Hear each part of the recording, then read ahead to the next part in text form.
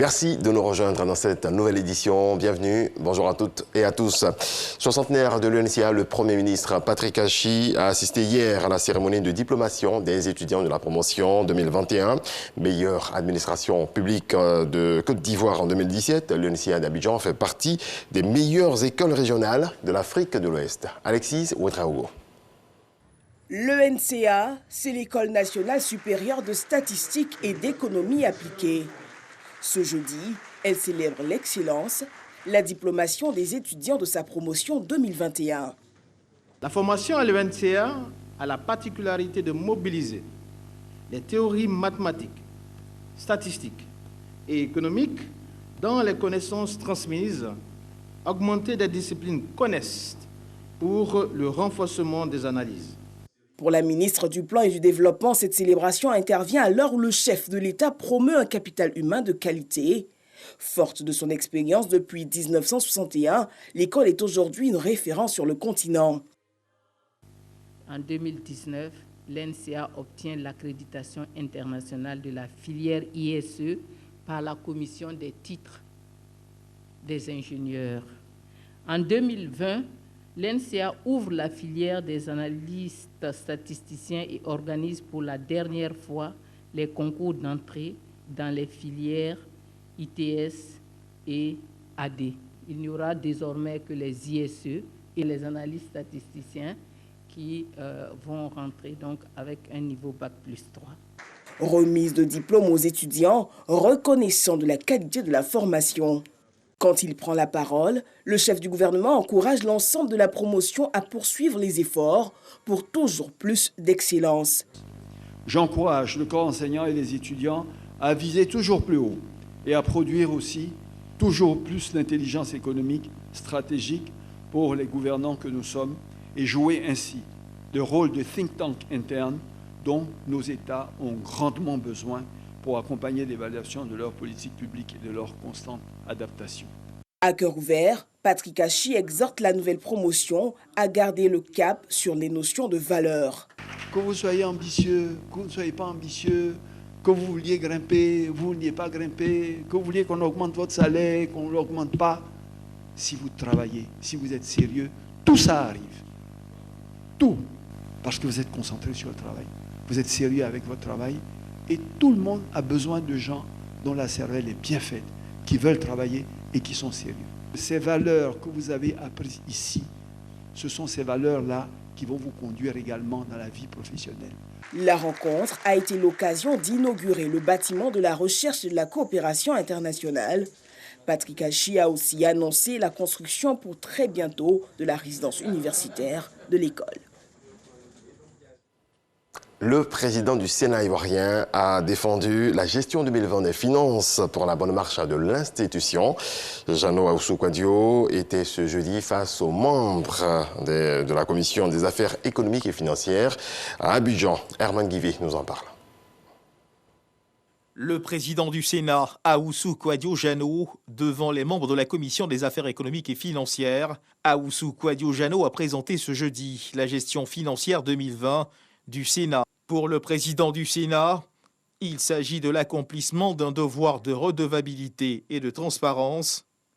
Ahoussou-Kouadio Jeannot a rappelé qu'il était important que l'institution elle-même mette en œuvre les mesures de bonne gouvernance en matière de gestion financière. Un acte de redevabilité et de transparence salué par les membres de cette commission. Nous avons apprécié d'abord la pratique, bonne pratique.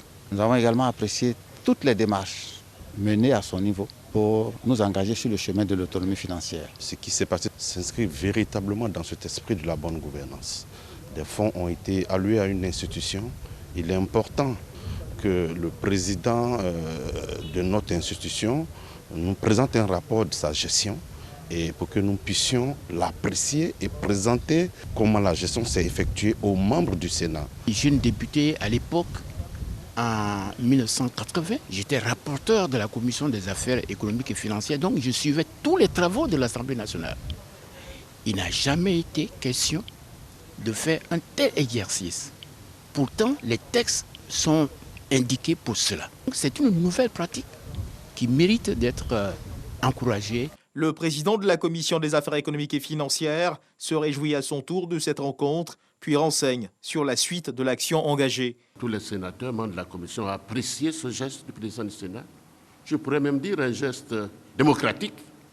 Il rend compte à ses collaborateurs en charge de l'économie et des finances, je parle au niveau du Sénat, selon notre règlement. Nous avons pris bonne note. Nous allons faire un rapport au président du Sénat pour relever peut-être certaines incompréhensions dans les chiffres qui nous ont été signalés. Dans les prochains jours, nous allons nous retrouver, tous les membres de la commission, à Yamoussoukro, pour rédiger notre rapport et dans un délai de mois, remettre ce rapport au président du Sénat. Selon les dispositions de l'article 159 du règlement du Sénat, cette commission est chargée d'examiner les comptes de l'institution dans les conditions prévues par le règlement budgétaire et comptable. Autre volet de l'actualité, le ministre ivoirien de l'Agriculture et du Développement rural, Kobena Kwasi Adjoumani, et son homologue ghanéen, Dr Owusu Akoto, ont signé ce jeudi à Accra, au Ghana, un accord de siège de l'initiative Cacao Ghana-Côte d'Ivoire. La signature de cet accord de siège marque ainsi le début d'une nouvelle ère, d'une nouvelle dynamique également dans l'histoire du cacao dans les deux pays et sur le plan international. Nous disons bravo à nos deux équipes, le Conseil du café cacao et le Ghana Cocoa Board, qui nous ont donné de voir l'issue de ce que nos chefs avaient initié, à savoir l'initiative Cacao Côte d'Ivoire-Ghana. Nous venons donc d'approuver le logo, nous avons adopté le budget et à la fin, nous avons signé l'accord de siège.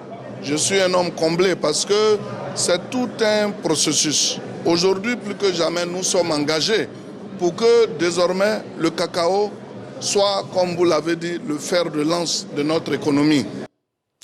Bientôt, un barrage écrêteur à Anono, dans la commune de Cocody. Avant la réalisation de l'ouvrage, le ministre de l'Assainissement et de la Salubrité, Bouaké Fofana, s'est donc rendu sur le site. Le projet va coûter plus d'1 milliard de francs CFA. C'est ce que nous dit Kraskando. Anono, 80 hectares palmeraie, situé entre Djurgobité et le nouveau camp d'Akwedo dans la commune de Cocody. Des riverains de cette zone installés dans l'emprise d'un barrage écrêteur en projet. Sa construction crée des grincements de dents, d'où cette visite de site du ministre de l'Assainissement et de la Salubrité pour échanger avec les personnes impactées par ce projet. Le projet en lui-même, tel que ça porte atteinte à nos biens, à nos bâtis, nos terrains, nous avons décrié. Et nous sommes donc rentrés en communication avec M. le ministre. Il nous a écoutés, il nous a entendus et il nous a fait des propositions. Il a dit qu'ensemble, nous allons regarder le projet. Ce qui est possible de faire, nous allons le faire ensemble. Et que même au demeurant, nous avons un conseil qui est le BNet. On pourrait associer à ce projet-là pour voir dans quelle mesure il faut minimiser l'impact. 1,4 milliard, c'est le coût de ce barrage écrêteur qui va permettre de retenir les eaux pluviales et les écouler. Ce projet-là est important pour des milliers de personnes. Pas seulement sur le site d'ici, mais toutes les personnes qui habitent en aval d'ici, jusqu'à l'exutoire. Le président de la République nous a demandé qu'il ne voulait plus avoir des pertes en vies humaines en raison des inondations, ce sont des pluies. Mais la solution technique à cela, c'est de faire des retenues, des barrages d'eau. Et ensuite de réguler le débit de l'eau jusqu'à la lagune. C'est ça la solution technique. C'est pour cela que nous faisons ce projet. 394 biens seront impactés par les travaux et plus de 9 milliards seront décaissés pour l'indemnisation des personnes touchées par ce projet dénommé barrage B6.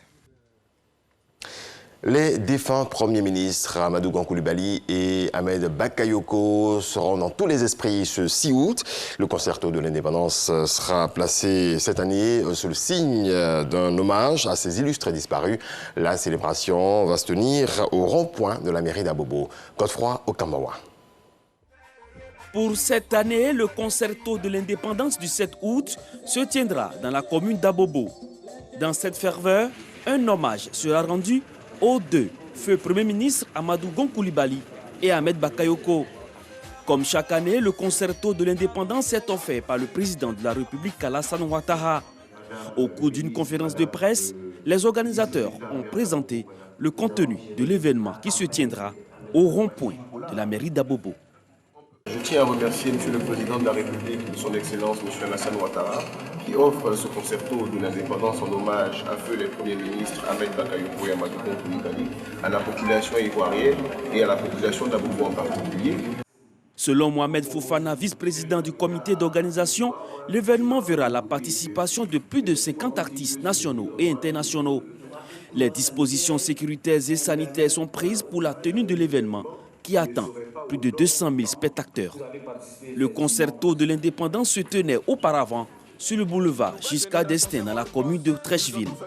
Cette année donc, c'est la commune d'Abobo qui accueille l'événement. Les populations pourront vibrer au rythme et couleurs des 61 ans de l'indépendance de la Côte d'Ivoire. Médaillé de bronze aux Jeux Olympiques de Tokyo, Ruth Gbagbi a regagné Abidjan hier après-midi. Une délégation conduite par le ministre de la Promotion des Sports, Paulin-Claude Danho, lui a réservé un accueil triomphal au pavillon présidentiel de l'aéroport international Félix Houphouët-Boigny. Suivant. Ruth Gbagbi est de retour en Côte d'Ivoire, médaillée de bronze au taekwondo à Tokyo, aux Jeux Olympiques. L'athlète ivoirienne a foulé le sol ivoirien à 14h45.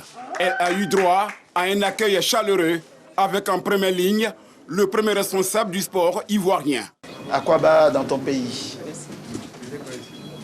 La Côte d'Ivoire, ton pays, est fier de toi. Et son Excellence, M. Alassane Ouattara, président de la République, a autorisé le gouvernement à te réserver un accueil très chaleureux. C'est aujourd'hui donc un jour de légitime fierté pour nous. Cette médaille, c'est une médaille qui vient récompenser tous vos efforts. Honneur et hommage à toi, Babi Ruth. Cette médaille, comme monsieur le ministre a dit, c'est pour récompenser tous les efforts de tous les athlètes ivoiriens qui ont représenté dignement la Côte d'Ivoire aux Jeux Olympiques de Tokyo.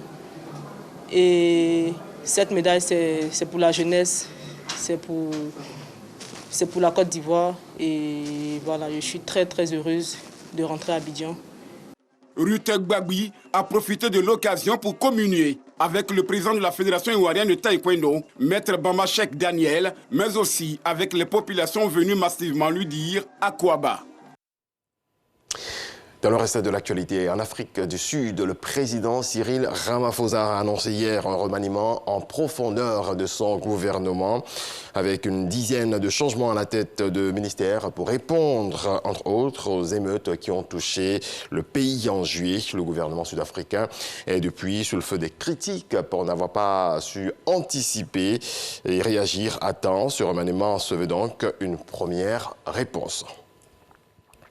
C'est un coup de tonnerre sur la planète foot. Lionel Messi quitte le Barça. Le FC Barcelone a annoncé hier que le meilleur joueur de son histoire ne va pas prolonger.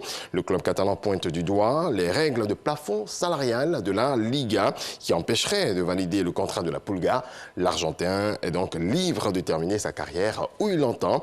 Manchester City et le Paris Saint-Germain se sont déjà signalés, mais rien n'est encore joué. Voilà qui marque la fin de ce point de l'actualité. Merci à toutes et à tous de nous avoir suivis. Excellente journée à vous.